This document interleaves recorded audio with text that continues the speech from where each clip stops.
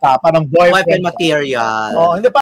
But before that, if you haven't subscribed yet to my YouTube channel, please don't forget to like, share, and subscribe at hit mo na rin ang notification bell for more showbiz updates. Bago tayo magpatuloy sa ating updates for today's video, nais ka po muna magpasalamat sa lahat ng mga legit viewers, subscribers at ang lahat ng mga legit na nagmamahal at sumusubaybay sa lahat ng ating mga updates. Maraming salamat po sa inyong panonood. At ngayon, bago tayo magpatuloy, ay panoorin natin ang ilan sa mga updates ni Joros Gamboa sa naganap na hailstorm doon po sa Calgary, Canada. Panoorin natin ito. Nung hailstorm, yan. Puro may mga tama, yung iba sa gilid lang, konti. Ito mukhang natagtad to ah. Meron pang mas mga yan. Dahil lahat yan ng hailstorm. Ito, naging batik. Parang nag-focus dito yung hailstorm ah. Ayan oh. Ayan na nga. Grabe. Ganyan nga katindi no, yung mga nangyaring hailstorm na malagolf daw di umano na mga yelo no na umuulan doon po sa lugar nila. And dahil po nakita natin yung mga ebidensya talaga, pero all in all naging goods naman sila, okay naman sila doon. So eto na, pag-usapan natin to dahil straight from the Canada ay naroroon na nga si Mr. Alden Richards at may mga photos and videos na nga na nagkalat ngayon. Panoorin muna natin ang updates na ito. Parang feeling jowa na agad. Feeling jowa. Hindi pa naman talaga jowa. At least, ginagampanan ni Alden ang pagiging jowa na agad kay Catherine Bernardo. Siyempre, alam mo ba ang isa sa mga... According po sa isang entertainment news na kung saan pinag-uusapan din si Catherine Bernardo and Alden Richards, ang Abante News, si Mr. Dondon Sermino, na straight from the Canada, sa Calgary, Canada, ay sinabi nga nila na maraming mga ebidensya at maraming mga source na nagsasabi na itong si Alden Richards di umano ay malajowa no ang datingan dito kay Miss Catherine Bernardo. Kasi nga naman 'di ba sa mga photos and pag nagpapa-picture di umano si Miss Catherine, parang binubuking nga ni Joros na si Alden Richards ang nagiging photographer. Naging issue din kasi yung isa sa mga photos si Miss Catherine na nagpicture siya na may hawak siyang KFC. Tapos, syempre, iniintriga sila na si Mr. Alden Richards nga daw di umano ang nagkakumuha ng litrato na ito dahil imposible naman daw na si Direk Cathy Garcia Sampana, kumbaga, doon po sa Calgary, Canada, without the help of other PAs, kasi wala silang talagang masyadong kasama doon eh.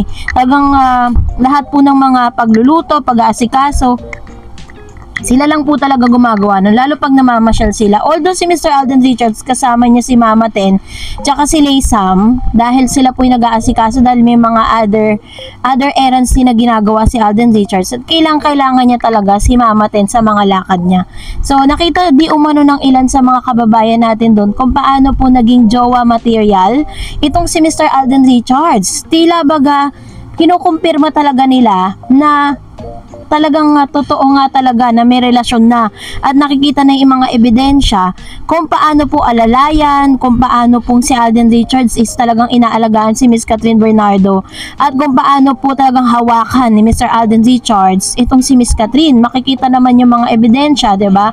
Katulad po ng hinawakan ni Mr. Alden Richards yung inuminan ni Miss Catherine, 'di ba? Tanging magjowa lang gagawa nun kasi hello, ano yan big star yan. Although magkaibigan silang dalawa, nagsimula silang magkaibigan, napaka po nun, di ba si Alden Richards nga, pinapahawak niya din yung mga bags ni Miss Catherine Bernardo kay Mama Ten. Kumbaga, naging PA na din ni Catherine si Mama Ten sa mga pagkakataon na yun. Kaya po talagang kumpirmado na si Alden po ay ginagampanan niya ang pagiging jowa material dito kay Miss Catherine Bernardo. So, totoo talaga na pag uwi nila ay may magandang balita at mukhang magpapapress ko na si Alden Richards. According to Miss Alice Calisin, Mr. Dominic Roa, very good ka. Buti tama sagot mo sa Kat din. Kahit friend ka ni ex, yun lang siguro masakit sa friend mo na sobrang namayag pagsikat nung naghiwalay sila. Siguro napaisip si Dij, sayang. Ayun. Si Mr. Dominic Roa po, ayan, nagpost na naman siya sa kanyang IG yung bagong movie ni Mr. Daniel Padilla na ipapalabas ngayong September. Yun po yung kanyang sinushoot, pero hindi natin masyadong nasoko yung kung anong movie yun eh. So anyway, sabi ni Ma'am si Elena, kahit ano pa ang paghila nila pababa, lalong tumataas ang popular sa buong mundo. Kung ako kay Daniel, tumahimik na sila, lalo silang hindi magugustuhan ng mga tao, kawawa ka naman. Actually, hindi naman si Daniel talaga ang nambabash. Hindi naman siya yung gumagawa ng ingay at hindi niya naman talaga sinisiraan si Catherine. Ang gumagawa, yung mga followers niya. Yun. Sabi pa ni Ma'am si Elena, kaya alam niya na walang pag-asa maging popular ang idol nila kasi mayabang nagmumura. Alam niyo po yung pagmumura na expression lang yan, pero hindi naman po porkit nagmumura masamang tao na, no? So hindi sa pinagtatanggol ko siya, no? Let's be maging fair lang tayo dito.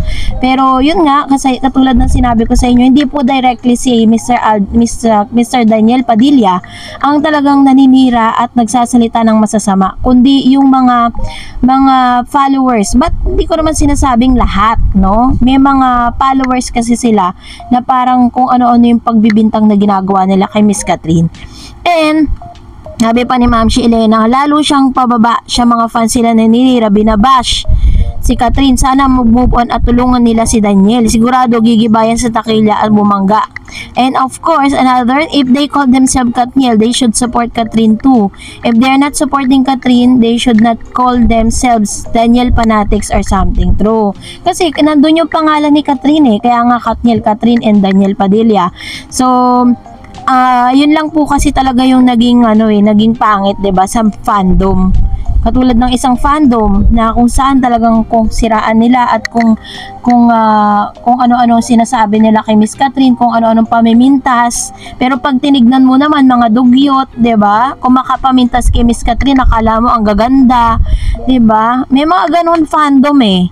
And sabi pa ni Ma'am si Elena, tignan niyo si Kat, mabait, kahit ano pa pag ninira ninyo sa kanya, tumatahimik lang siya.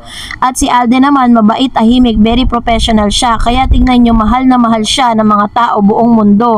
Kaya kayo, tumahimik at tulungan ninyo ang idolo nyo. Ayun. Yun naman po yung pinakatama doon, 'di ba? Kung talagang supporters ka, suportahan mo na lang. Diba? Sumuporta ka ng tahimik dun sa mga iniidolo mo na wala kang sinisira ang tao. Katulad po, magbanggit na tayo katulad ng mga Aldab fan. Hindi natin sila pinipigilan na suportahan pa rin ang Aldab. Pero wag nilang siraan yung other parties. Diba? Ganon din po sa fandom naman ng Katniel. Hindi natin sila pinipigilan na suportahan ng Katniel, pero wag silang maninira. Sabi naman po ni Miss Bella Manala, of course kikita yan dahil yung HLG naging highest gross sa takilya kahit may boyfriend noon si Kat. Ngayon pa naman, hindi kikita yan, madaming may gusto sa kanila. Parehong mabait, kaya maraming blessing sa dalawang to. For sure, baka doble or triple pa kikitain ng HLA. Yun po yung isa sa mga biggest expectation nating lahat, at yun po yung pinagpipray nating lahat, na sana nga, dahil deserve nila yan Hindi dahil sa ano pa man bagay. I know that Catherine and Alden Richards deserve to be on top kasi ganun, makikita mo naman talaga sa mga actions po nila kung gaano po sila ka-relevant at ka-genuine sa mga ginagawa nilang pagtulong, 'di ba? Natakal ko na rin po sa inyo sa bawat proyekto ni Alden. Meron po siyang isang taong pinag-aaral. So, yun po yung nagbe-benefits. Sabi ni Mr. Renato, I can speak of Pat Katniel support system here and abroad. Bit, I can speak in behalf of Canada fan. Base, kukonti lang ang Katniel fans here. Maybe sa Pinas, malakas pa rin ang Katniel. If ever, hindi sila susuporta, so HLA doesn't matter. Kaya punuan ng suporta at Katniel fans abroad. Sobrang lakas ng support system abroad. I'm not speaking Canada. Only meron Indonesia, Malaysia, Vietnam, Cambodia. At then merong Hong Kong, Taiwan, Japan, United Emirates, Dubai, Abu Dhabi, Qatar, Bahrain. Hindi pa natin isinamang America, North America. Siguro hindi susuporta ang Katniel sa Pinas. Baliwala yun nila sa bansa na banggit to ni Miss Dareds. Itong bansa sure hits ang HLA movie ng Kaden. Kaya for sure, still phenomenal box office hit of all time again in HLA, which is very very true. I claim that in the name of Jesus. So that's it for today. For more videos and updates, please don't forget to like and subscribe, and please don't forget to follow my Facebook page, Dareds TV. God bless everyone.